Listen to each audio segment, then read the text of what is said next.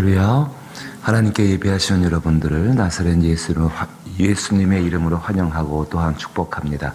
주의 평강과 은혜가 함께하기를 원하며 찬송가 229장입니다. 229장.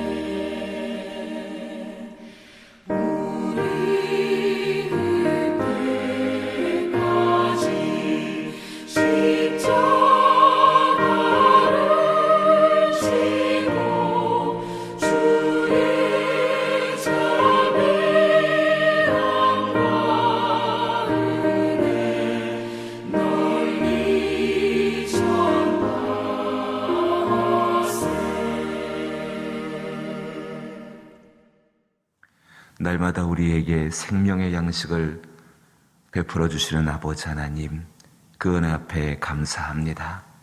그 은혜가 있어서 이렇게 주 앞에 나와 기도하고 찬송하고 또 하나님을 묵상케 하심도 감사드립니다. 그 은혜가 주님이 우리와 함께 하시는 증거로 믿으며 오늘 한날을 살게 되기를 원합니다. 생명의 양식 가운데 능력 공급받아 세상의 근심들을 버려버리게 되어지고 또 어렵고 힘겨울 때 나의 힘으로 해결하는 것이 아니라 주께 의지하여서 주의 권능을 경험하게 되기를 원하오니 오늘 우리의 기도 가운데 우리의 삶 가운데 함께 하셔서 오직 주님만 믿고 바랄 수 있는 생명의 능력들을 허락하여 주옵소서.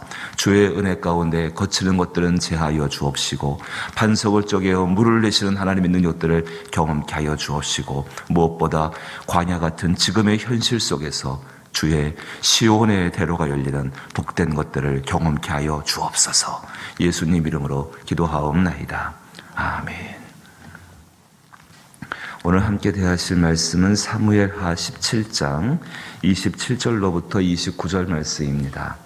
구약성경 492면에 사무엘하 17장 27절로 29절 말씀, 3절 말씀 찾으시고 한 절씩 번갈아 읽고 마지막 절 같이 읽지요.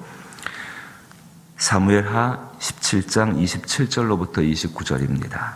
제가 먼저 27절을 읽습니다. 다윗이 마하나임에 이르렀을 때에 암몬 족속에 속한 납밧 사람 나하스의 아들 소비와 로데발 사람 암미엘의 아들 마길과 로르김 길르앗 사람 바르실레가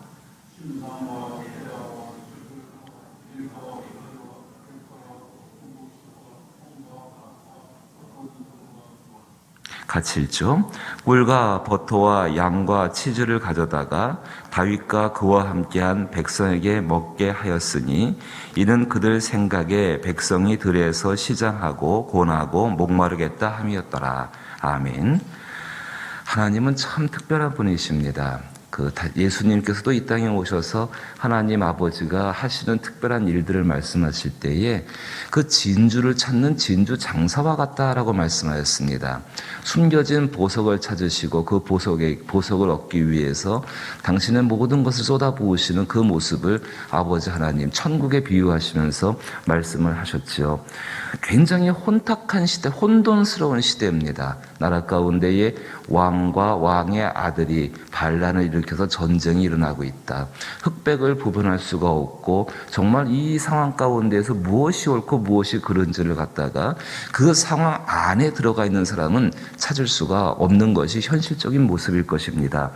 그런데 이 성경 말씀 가운데에서 정말로 그렇게 진흙과 같은 상황 속에서 숨겨져 있는 보석 한 가지를 하나님께서 말씀을 해주십니다. 그 사람이 다른 사람이 아니라 우리도 익히 이름을 알고 있는 바르실레라는 사람입니다. 바르실레라는 사람. 이 사람이 성경에 등장하게 되는 배경은요, 다윗이 광야 가운데 있을 때에 이 다윗과 함께하는 백성들, 이 백성들을 위해서 이렇게 표현하면 참 좋을 것 같습니다. 광야 가운데 식탁을 차려주는 사람이 되어집니다. 나중에 다윗은 시편 23편 가운데에서 여호와께서 원수의 목전 앞에서 내게 상을 차려주신다, 식탁을 차려주신다라고 말씀하고 있는데 그 상을 차려준 사람이 누군가? 이 바르실레입니다. 그런데 특별한 것은요, 성경 가운데는 굉장히 비슷한 사건들이 여러 번 등장하게 되어집니다. 같은 시대 속에서 특별히 오늘 이렇게 식탁을 차려준 사람이 우리 기억하시겠지만은 앞에 또 있었습니다. 무비보셋의 종되었던 시바라는 사람이 사무엘하 16장 1절부터 4절 말씀을 보시면은 똑같이 다윗이 광야에 있을 때에 식탁을 차려주게 되어집니다. 근데 앞에 있는 시바가 차린 식탁, 그 시바는 뒤에 가서 부끄러움을 당하게 되어지지요. 근데 여기 있는 이 바르실레는 사무엘하 19장 가게 되면은 다윗이 정말 감사하고 고마워서 당신을 내가 예루살렘 성으로 모셔가서 내가 남은 생애를 정말 공양하겠습니다라고 그렇게 말할 정도로 그때 바르실레의 나이가 80이었습니다. 따라갈 힘이 없어서 그럼 내 아들을 데려가 주십시오.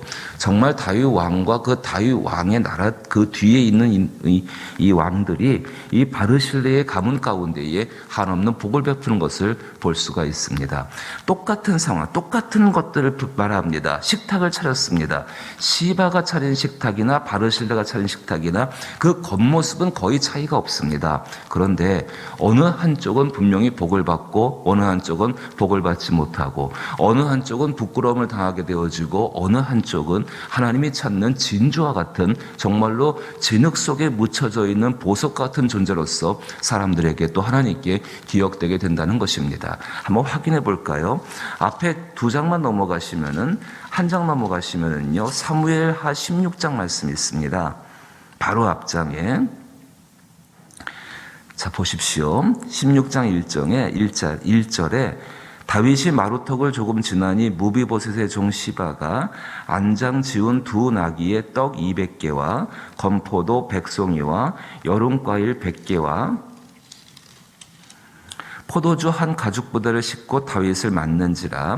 왕이 시바에게 이르되 내가 무슨 뜻으로 이것을 가져왔느냐 하니 시바가 이르되 나귀는 왕의 가족이 타게 하고 떡과 과일은 청년들이 먹게 하고 포도주는 들에서 피곤한 자들에게 마시게 하려 함이니이다. 똑같은 상황입니다. 그런데 이 차이가 있다고 한다면요, 시바는 사심이 있습니다. 바르실레는 사심이 없습니다. 분명한 차이가 등장합니다. 16장 3절과 4절을 연이어 여러 번 보시게 되면은 이 식탁을 차린 데는 이유가 있습니다. 무비보셋을 모함하고, 그 모함하는 이유는 무비보셋이 가지고 있는 그 땅을 차지하기 위해서 이 시바가 이런 행동을 하게 되어집니다. 이제 회복의 단계에 들어가는 19장에 들어가게 되면 이 행동이 굉장히 다윗 앞에서, 사람들 앞에서 부끄러운 모습으로서 보여지게 되어지죠. 반면에 오늘 읽으신 이 바르실레가 한 행동은 사심이 없습니다. 28절과 29절 보시고 29절 끝을 보시게 되면은 이렇게 말합니다. 이는 그들 생각에 백성이 들에서 시장하고 곤하고 목마르겠다 함이더라. 사심이 없습니다. 그럼 사랑하는 성도 여러분, 세상을 살면서 사심을 가지고 내게 호의와 친절을 베푸는 사람을 참 조심해야 하지 않겠습니까?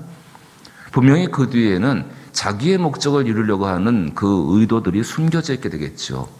어떻게 우리가 이것을 분별하여서 오늘 성경이 이런 것을 가르쳐주고 있다고 한다면은, 보여주고 있다고 한다면은 성경 가운데 지혜를 얻어서 어떻게 하면은 정말로 이 사심이 있는 그런 친절과 호의에 속지 아니하고 어떻게 정말로 선한 삶을 살 수 있을 것인가, 다른 것이 아닙니다.